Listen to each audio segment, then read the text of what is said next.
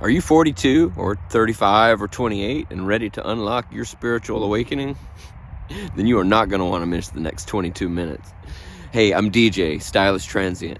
I've been on this spiritual adventure for the last decade or something. I didn't use money for all that time. Hitchhiked the country from homestead to humanitarian project to spiritual community to the front lines of social justice. I wrote 4 books of philosophical adventures and spiritual unravelings and found myself somehow the firekeeper and the best friend to the coolest medicine man ever.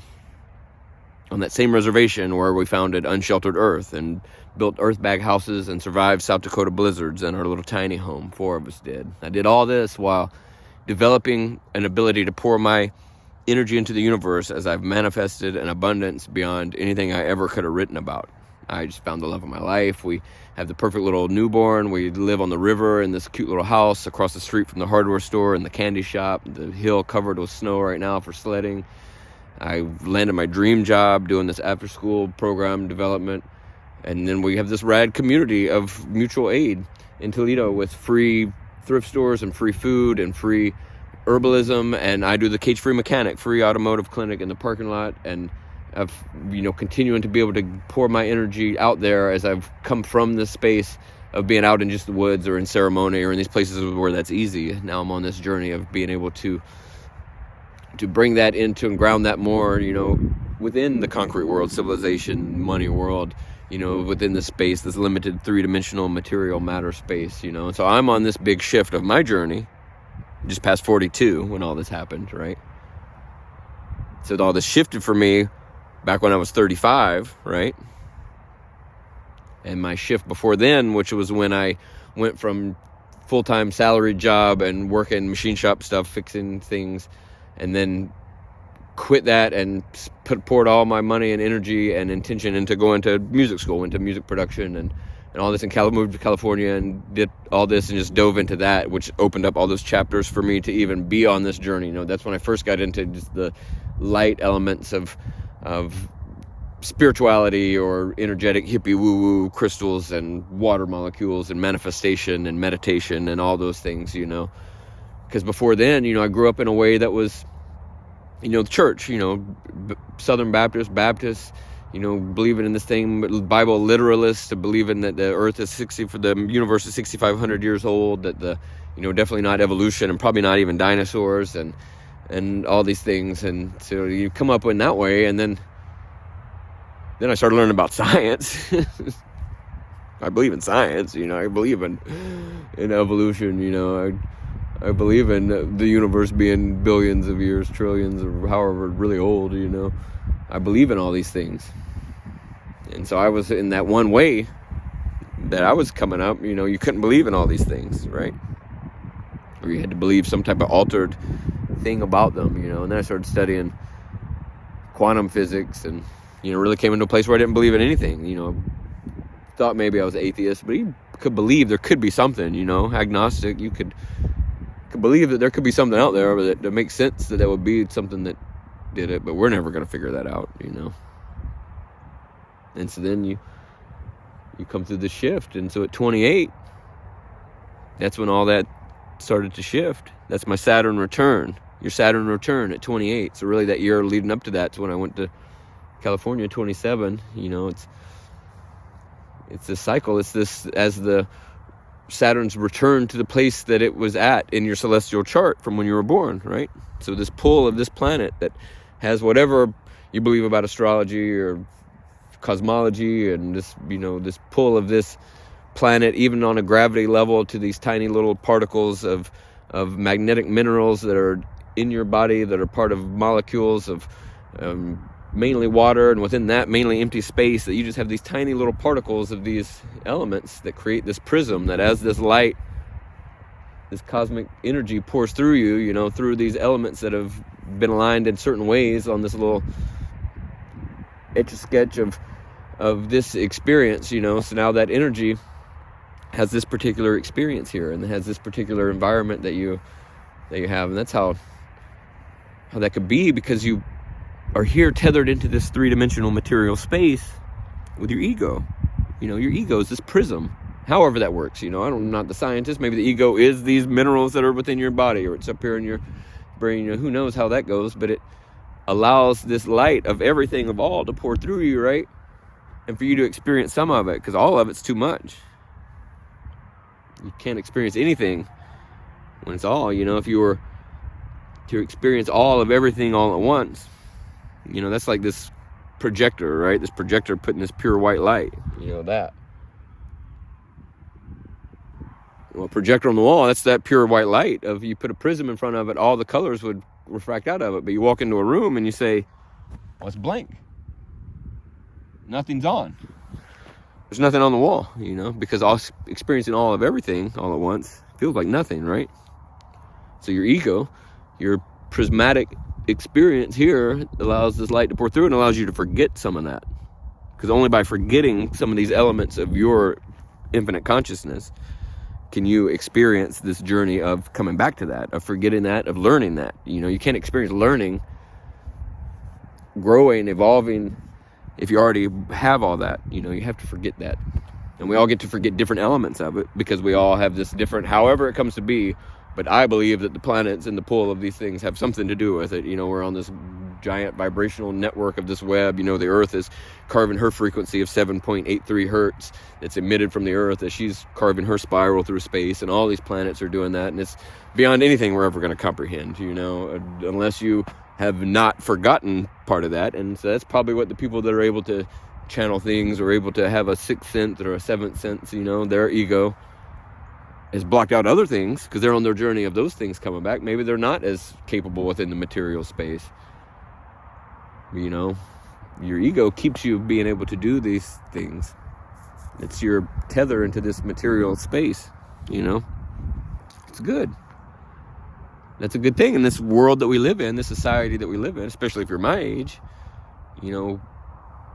has a lot of indoctrinations that want to keep that ego strong, keep you thinking that's who you are, that you're up here, that you're your brain, keep you thinking in a brain way, not in a heart way, keep you thinking on a trying to figure it out, micromanage with your ego, and you have to go to work and work to your 65 to get the money so that you can do this and that, and not to do the thing that's passionate on your heart, not to go to art school or go volunteer at some humanitarian thing, because that's not the ego, the efficient way of figuring that out, That's like slugging along, digging through this mountain of enlightenment, and just trying to dig a hole straight through. You can get through it, you can get over there, but it's going to be a lot of work. Or it's on that spiritual path, being off in that ditch on the side and slugging along just purely in material space. You can get there, you're going to the same place, but it's a lot more work, and you're not going to have the energy to do the thing that you're hoping to get over there to even travel there for. And so, my journey and a lot of folks, especially my age, you came up maybe in the church, or maybe you didn't come up in the church, or just never resonated with anybody around you or in your family. And so because of these hang-ups, and you come up in this dominant culture of America, and in a lot of ways, places, especially the Bible Belt, you're talking about God, you're talking about that God. There's not like, it's a two-party system, it's a believing in God or not believing in God. And so it wasn't until 35, this next 7-year cycle of, as Saturn's moving around in this orbit, right, or however it goes, probably just not their orbit, it's however it works out with these celestial maps, that next 7-year cycle is like the equinox of Saturn's cycle. And so the next 7 years, I was on that prior journey, that one that started at 28, and so then that kind of started getting into hippie woo stuff and started getting into music and started understanding music and the vibrational makeup of music, of this unseen mesh of vibration and how they interplay and how harmonies and dissonance all interplay. And so then as you start to come into the spiritual understanding and you have the scientific understanding of the vibrations, and you start to understand that all of this is vibration and that we're just tuned to perceive certain vibrations, we can hear from 20 hertz to 20,000 hertz. Every time a waveform moves like this, that's a cycle, right? So it goes up and it goes down and comes back. And so that's a cycle. So however many cycles per second, that's hertz. So we can hear 20 hertz, 20 cycles per second, spirals, to 20,000. And old people like us can't hear it up that high because we went to too many rock and roll concerts or worked in machine shops or whatever it was. And we can see other frequencies. Colors are their frequencies. Roy G. Biv. We can experience solid matter here. This is where we're tuned to be able to be solid, but we can put our hand right through liquid and we don't even notice gas, right? And so these are just vibrations of these little molecules on the spectrum of all of this vibrational thing. The Earth is spiraling through space, emitting 7.83 hertz, although that's been fluctuating, but that's for another video, you know. And as we're all coming through this cyclical experience, there's these milestones on your journey. And the things that you do within this 1 7-year period, you know, those get reflected back in a way in that next 7-year period. You know, it takes 7 years and every cell in your body has regenerated itself and replaced itself, right? You know, it happens slowly over that time and you wouldn't notice it day to day. But you look back in 7 years and everything's new, right? And so then from this last 7 years of this whole spiritual thing that I've been on here and traveling the way that I've been traveling now, I come back and all these, you know, I've really been just pouring my heart and out into giving and to serving, and really the wildest dreams have come true. You know, I couldn't have imagined it being this way, even down to the smallest details of things maybe I prayed about or put intention towards, and that's how it goes. And so if you're 28, buckle up. It's time to put intention into what you're doing, really, because this is the big marker. You know, this is the big one. If I had stayed at that machine shop job and just poured into that and salary and trying to build that and home owning and this and that, it would be wildly a different experience, you know. And I wouldn't have invited in so many just incredibly rich opportunities and relationships and just vibrance into my life. And if you're at 35, get ready, because it probably the first 7 years was probably like the ramp up, you know. These are big cycles, and so really you're coming into that whole next section. And if you're at 42, that's that halfway of that thing. Holy cow. I know I feel blessed in my journey to have because I spent a bunch of time on the res and got really just involved in Lakota ceremony and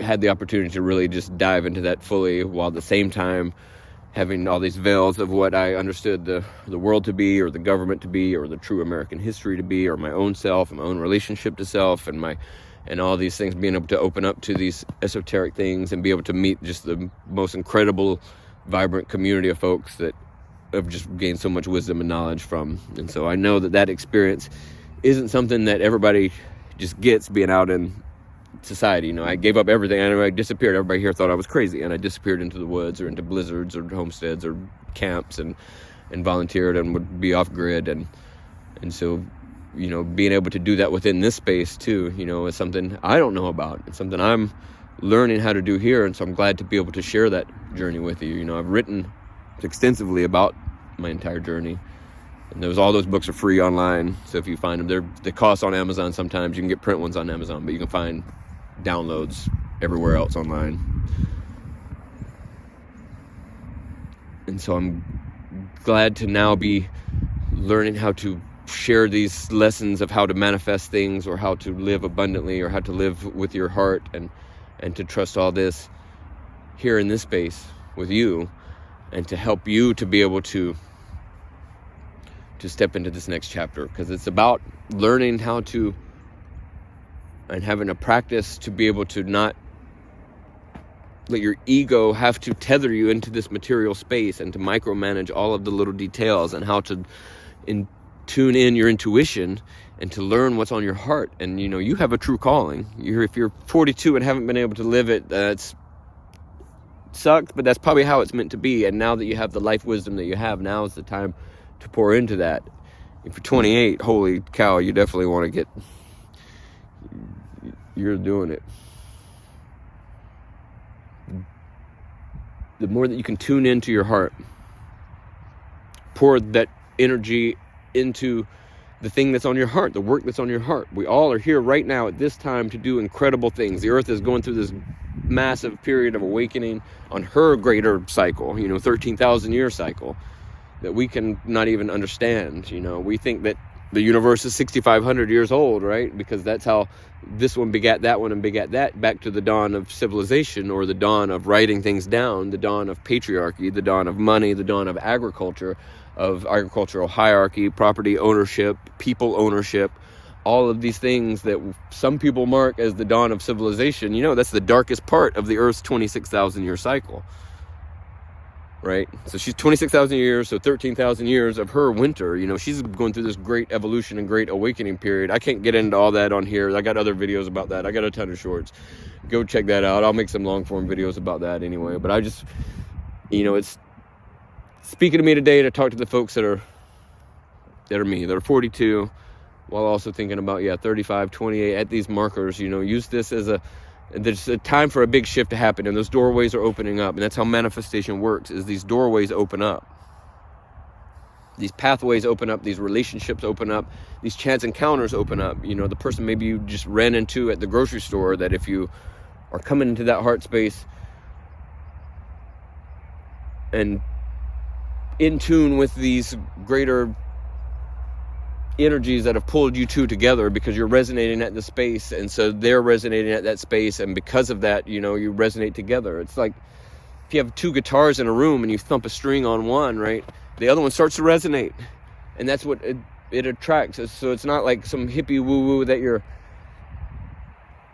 you know, you think you change your vibration and raise something and think about something, and then it just like attracts to you. But it attracts in to you people that are vibrating on that same level, with that same energy. You walk into a room happy and excited to meet people. People are happy and excited to meet you, and the people that aren't attracted to you and don't come over to you. And the people that are do, and you spark up this incredible relationship, and they've probably got something you need, and you've got something they need, and pieces of the puzzle, because we're all here weaving this great mosaic of vibration of this great picture, you know. And the real story is not in the mosaic, is not in the thread, is not in your particular timeline of you condensing this vibratory universe into matter through quantum physics and particle stuff and vibrations and observers and Schrodinger and all that stuff. That's not the story. The story is the energy that pours in between, the light that pours through. You know, just like you're this 3D film strip of ego that's tethering you to this material space. This great mosaic that we're constructing as we're all threads of human experience, that light that pours through. And that's where the magic happens. That's where the manifestation, the beautiful experience happens, you know? And so that's how, you know, that's how all of this goes, is it's a balance between the two. You're still going to be in the material space. Science is still real. The material space is still real. You know, there's a material space that we can observe here with physics, which help you to navigate within this material world. Having an understanding of gravity helps you to walk through the forest, helps you to climb the mountain. The metaphysical understanding of the energetic space helps you to climb that spiritual mountain, the mountain of enlightenment.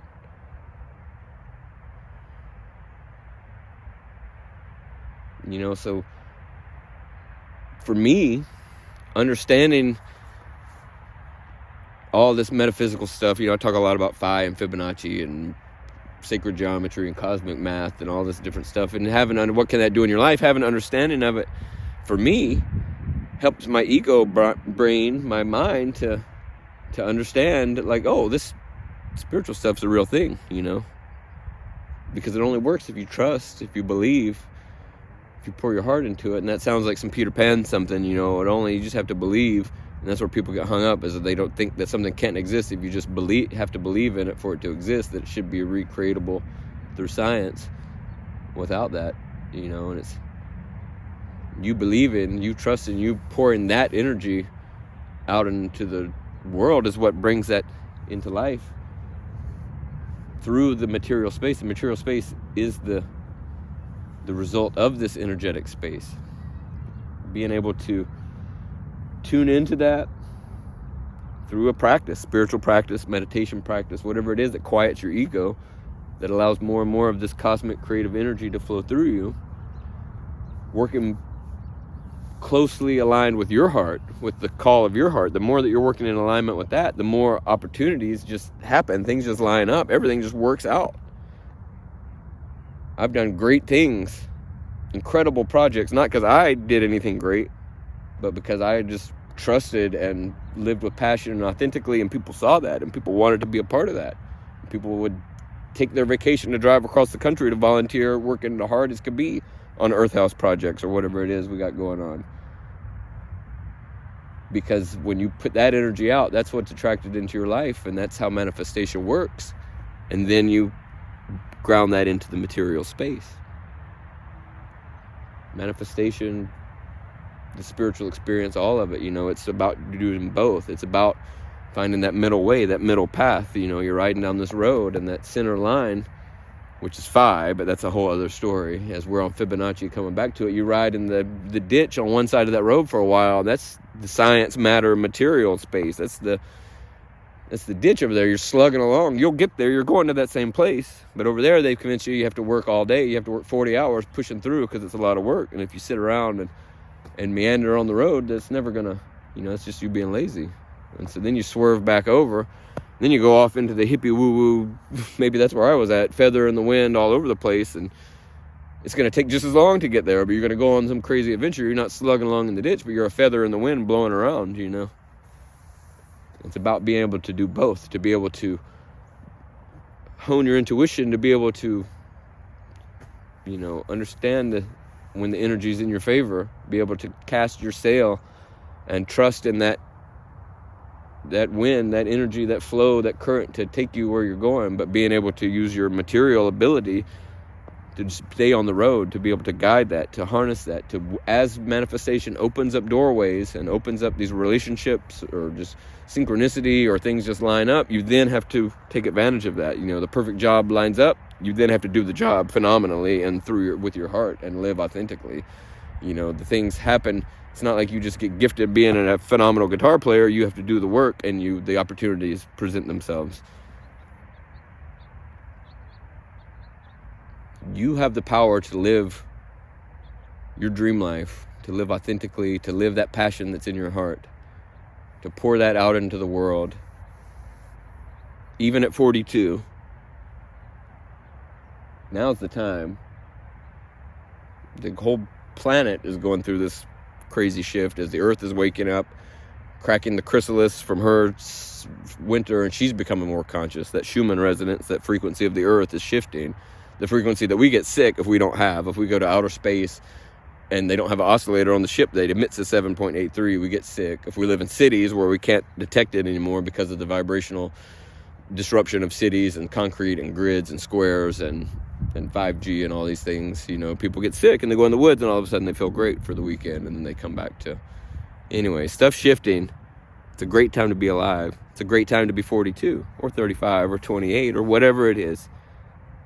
It's a beautiful time to be here, and I'm so stoked to be a part of your journey. See you soon.